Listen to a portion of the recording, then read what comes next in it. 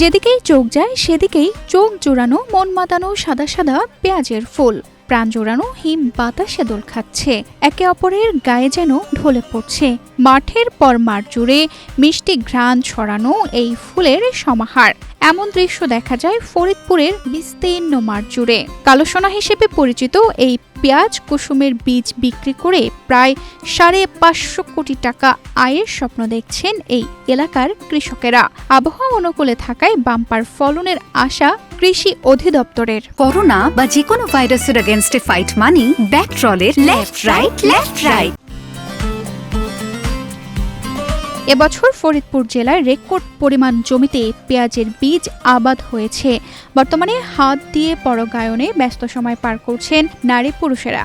এবছর খেতে তুলনামূলক কম মৌমাছি থাকায় হাত দিয়ে পরাগায়নের ফলে কৃষকের খরচ বেড়েছে কয়েক গুণ। চাষিরা জানান, বাজার মূল্য ঠিক থাকলে তারা এবার বীজ বিক্রি করে লাভবান হবেন। কৃষকেরা জানান, পেঁয়াজ বীজ উৎপাদনে কৃষকদের সহজ শর্তে ঋণ দেবার পাশাপাশি ভারত থেকে বীজ আমদানি বন্ধ করতে হবে। গত বছরে আমরা বীজের ভালো দাম পাওয়ায় এবছরে আমরা উৎপাদন বাড়াইছি। আবহাওয়া যদি অনুকূলে থাকে এবছরে ভালো দাম পাবো, ইনশাল্লাহ আমরা লাভবান হব।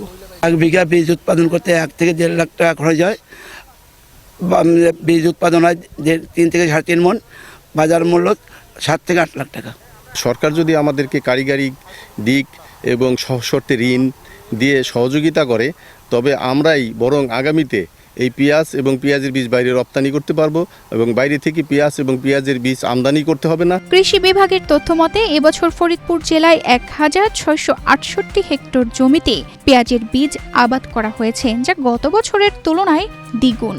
পেঁয়াজ বীজের আমদানি নির্ভরতা কমাতে এবং বীজ উৎপাদন বাড়াতে কৃষকদের সার্বিক সহযোগিতার কথা জানিয়েছে কৃষি বিভাগ। আসলে ফরিদপুরে আমাদের পেঁয়াজের যে বীজ উৎপাদন হয় সেটা সারা বাংলাদেশের চাহিদার প্রায় 50% এবং আমরা আশা করছি যে এবছর ফরিদপুরে প্রায় 1050 থেকে 1100 মেট্রিক টন বীজ উৎপাদন হবে, যা আমাদের লোকাল চাহিদার প্রায় 3 ভাগ।